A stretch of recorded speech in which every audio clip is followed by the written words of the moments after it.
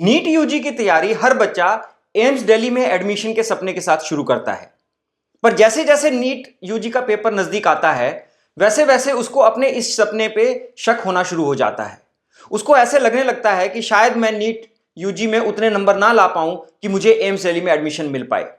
और उसके बाद उसकी सर्च शुरू होती है कि अगर मेरा एम्स दिल्ली में एडमिशन ना मिल पाए तो मुझे कौन से कॉलेज में एडमिशन लेना चाहिए।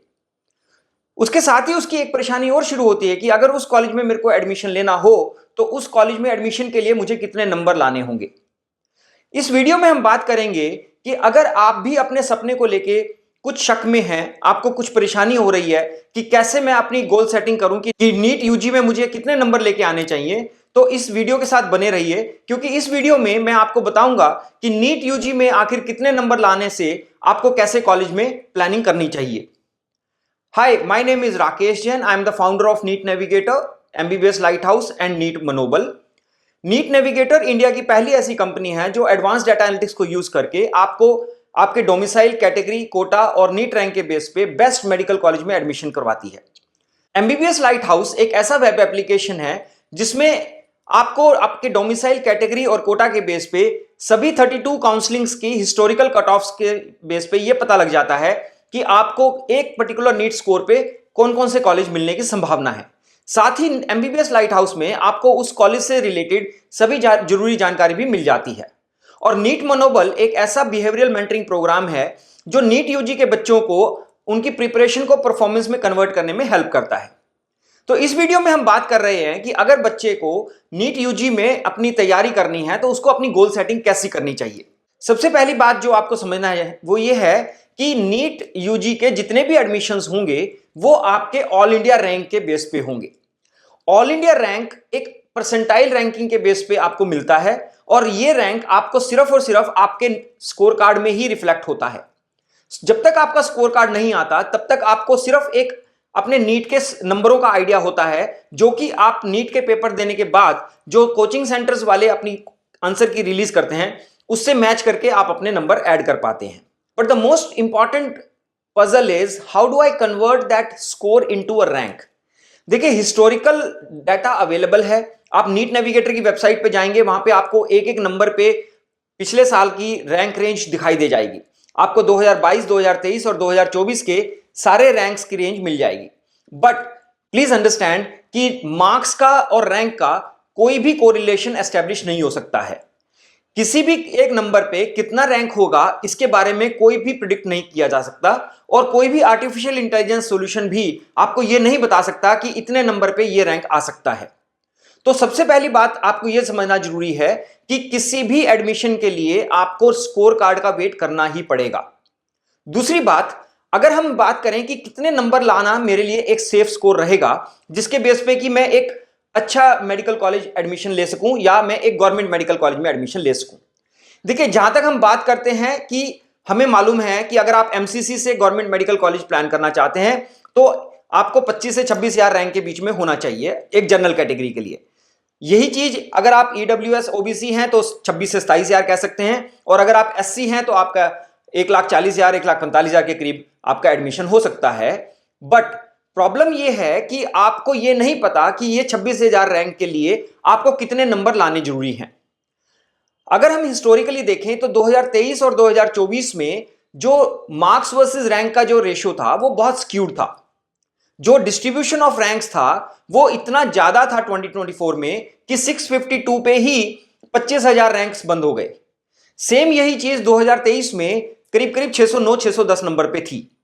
तो आज के दिन में अगर हम ये बात करें कि नीट यूजी 2025 में कितने नंबर पे आपका 25,000 का रैंक बनेगा, इसको कोई प्रिडिक्ट नहीं कर सकता। बट अगर हम ये बात करें कि आपको अपना टारगेट सेटिंग कैसे करना चाहिए, तो सबसे पहली बात यह है कि आज आपको अपना एक फुल सिलेबस टेस्ट देके आपको अपना एज ऑन स्टेटस पता होना चाहिए। बहुत सारे बच्चे मैं देखता हूं जो सिर्फ प्रिपरेशन के ऊपर फोकस करते हैं पर वो प्रैक्टिस नहीं करते हैं और ना ही वो ये चीज देखते हैं कि उनका फुल सिलेबस टेस्ट में क्या कॉन्फिडेंस आ रहा है और कितने नंबर उनको फुल सिलेबस टेस्ट में मिल रहे हैं। तो सबसे पहले जो जरूरी आपको करना है कि आपको एक फुल सिलेबस टेस्ट देना है, और मैं ये रिकमेंड करूंगा कि वो टेस्ट आप बिल्कुल एक नीट एग्जामिनेशन सेंटर की सेटिंग में दें। कहने का मतलब कि आप चेयर टेबल पे बैठ के पूरे 3 घंटे में आप उस पेपर को अटेम्प्ट कीजिए एक पेन एंड पेपर मोड में। Please don't try for online full syllabus test.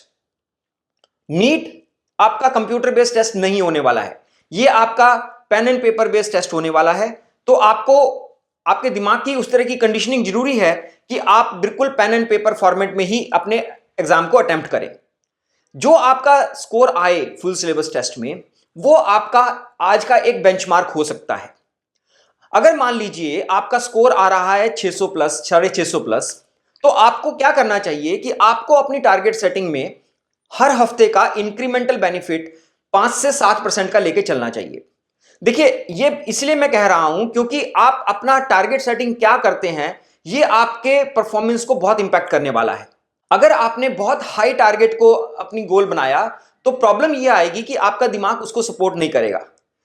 Goal setting के बारे में हम ये कहते हैं कि goal should be smart, and smart is S for specific, M for measurable, A for ambitious, R for realistic and T for time bound.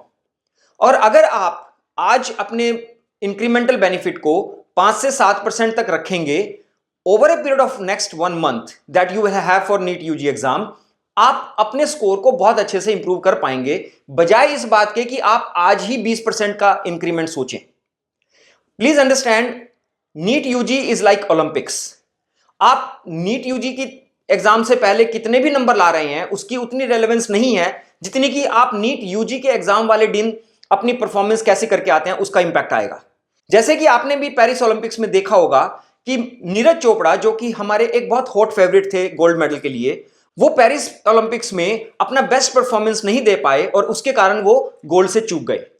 तो NEET के पेपर में भी अल्टीमेटली आपके उस 3 घंटे की परफॉर्मेंस डिपेंड करेगी कि आपका फाइनल स्कोर क्या आने वाला है। तो आज आपके कितने नंबर आ रहे हैं, उससे ज्यादा इंपॉर्टेंस ये है कि आप उन नंबरों में अपना एक स्पेसिफिक इंक्रीमेंट कैसे डेवलप कर पा रहे हैं। और जैसे कि मैंने आपको कहा, please keep targets which are very realistic and achievable, क्योंकि अगर आपने नॉन अचीवेबल टारगेट रखा, आपका दिमाग ओवरथिंकिंग और प्रोक्रास्टिनेशन में चला जाएगा। दूसरी इंपॉर्टेंट बात आपको समझना है कि किसी भी YouTube वीडियो में अगर आपको यह कहा जा रहा है कि 610 नंबर लेके आइए, 625 नंबर लेके आइए, 650 नंबर लेके आइए, तभी आपको गवर्नमेंट कॉलेज मिलेगा, प्लीज उन चीजों से अपने आप को इंसुलेट कीजिए। आपको कोई आदमी ये टारगेट नहीं दे सकता कि इतने नंबर पे आपको गवर्नमेंट कॉलेज मिल जाएगा। अगर आप उस थिंकिंग के साथ चलेंगे तो कहीं ना कहीं जैसे 2024 में बहुत सारे बच्चों को डिसअपॉइंटमेंट हुआ, ऐसे ही डिसअपॉइंटमेंट आप 2025 में फेस करने वाले हैं।